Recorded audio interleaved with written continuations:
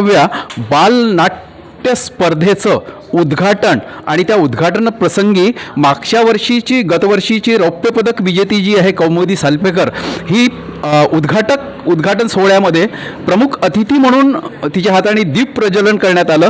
आपण तिच्याकडून जाणून घेऊया. तिचे पालकसुद्धा इथे आहेत. काय नाव तुझं? विक्रांत सालपेकर आणि कौमुदीची आई पूर्वा सालपेकर यासुद्धा सोबत आहेत. तर आपण कौमुदीकडून जाणून घेऊया. काय कौमुदी, कसं वाटते तुला की एवढ्या मोठ्या कार्यक्रमामध्ये तुला प्रमुख दीप प्रज्वलनासाठी बोलावलं?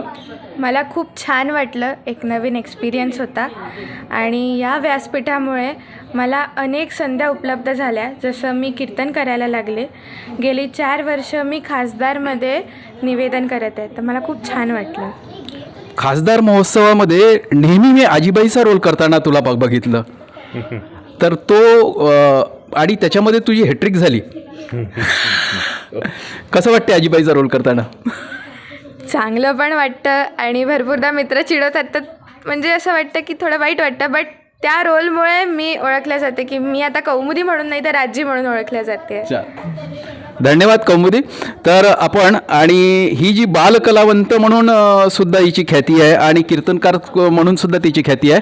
अजिंक्य महाराष्ट्र न्यूज सोबत मी नागपूर प्रतिनिधी मधु आंबेकर.